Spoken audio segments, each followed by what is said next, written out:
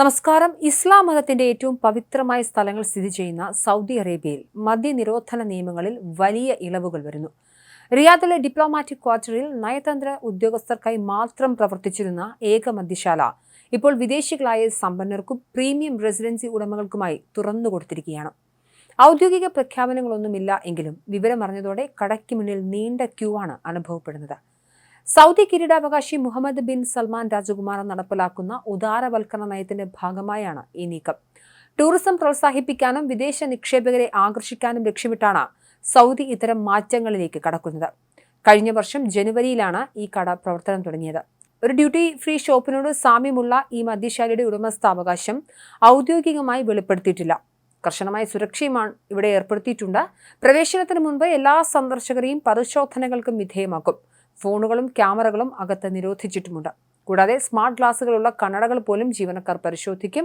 നേരത്തെ സ്ത്രീകൾക്ക് ഡ്രൈവിംഗ് അനുമതി നൽകിയും സിനിമാ തിയേറ്ററുകൾ തുറന്നും സൗദി ലോകത്തെ ഞെട്ടിച്ചിരുന്നു. 1950കളുടെ തുടക്കം മുതൽ രാജ്യത്ത് നിലനിന്നിരുന്ന കർശനമായ മദ്യനിരോധനത്തിനാണ് ഇപ്പോൾ ഭാഗികമായെങ്കിലും മാറ്റം വരുന്നത്. മുസ്ലിം ഇതര നയതന്ത്രജ്ഞർക്ക് പുറമെ ഇപ്പോൾ പ്രീമിയം റെസിഡൻസിയുള്ള വിദേശികൾക്കും ഇവിടെ നിന്ന് മദ്യം വാങ്ങാം. നിക്ഷേപകർക്കും സംരംഭകർക്കും പ്രത്യേക വൈദഗ്ധ്യമുള്ളവർക്കുമാണ് ഈ റെസിഡൻസി ലഭിക്കുന്നത്. എന്നാൽ മുസ്ലിങ്ങൾക്കും സാധാരണക്കാരായ സൗദി പൗരന്മാർക്കും ഇപ്പോഴും മദ്യം നിരോധിക്കപ്പെട്ടിരിക്കുകയാണ്.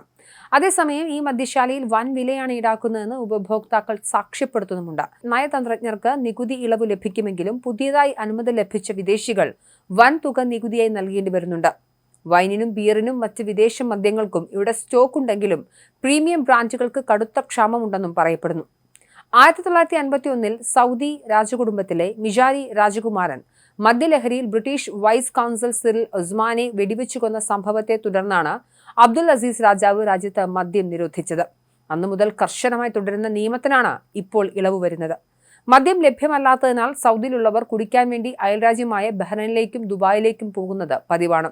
കടുത്ത നിയന്ത്രണങ്ങൾക്കിടയിലും വിദേശ വൈദഗ്ധ്യത്തെ ആകർഷിക്കാനായി സൗദി സ്വീകരിക്കുന്ന ഈ വിട്ടുവീഴ്ചകൾ ആഗോളതലത്തിൽ തന്നെ വലിയ ചർച്ചയായി മാറിക്കഴിഞ്ഞിരുന്നു. സൗദിയുടെ സമ്പത്തിന്റെ വൈവിധ്യവൽക്കരണം ഇവരുടെ ഒരു പ്രധാനപ്പെട്ട ലക്ഷ്യമാണ്. 2030 വിഷൻ എന്ന തരത്തിൽ മുഹമ്മദ് ബിൻ സൽമാൻ രാജകുമാരൻ അവിടെ വലിയ പദ്ധതികൾ ആവിഷ്കരിക്കുന്നുണ്ട്.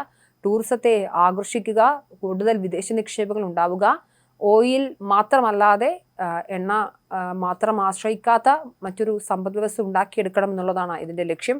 അതിൻ്റെ ഭാഗമായാണ് ഇത്തരത്തിലുള്ള മാറ്റങ്ങൾ വരുത്തുന്നത്. എന്തായാലും സൗദി അറേബ്യയിൽ മദ്യനിരോധന നിയമങ്ങളിൽ ഇളവുകൾ സംഭവിക്കുന്നുണ്ട്. എന്നാൽ സാധാരണക്കാരായ ആളുകൾക്ക് വേണ്ടിയല്ല, പ്രീമിയം കസ്റ്റമേഴ്സ് ആയിട്ടുള്ള വിദേശികൾക്ക് വേണ്ടിയാണ് ഇത്തരത്തിൽ പുതിയ മദ്യശാല തുറന്നു കൊടുത്തിരിക്കുന്നത്. എന്നാലും അതിലും നിയന്ത്രണങ്ങൾ ധാരാളമുണ്ട്. അത്തരത്തിലുള്ള നിയന്ത്രണങ്ങൾ പാലിച്ചും വലിയ രീതിയിലുള്ള പണം നൽകിയും സൗദി അറേബ്യയിൽ തന്നെ ഇനി മദ്യം കഴിക്കാവുന്ന സാഹചര്യമുണ്ട്. കൂടുതൽ ഇളവുകൾ ഉണ്ടാകുമെന്ന് തന്നെയാണ് പല ആളുകളും പ്രതീക്ഷിക്കുന്നത്.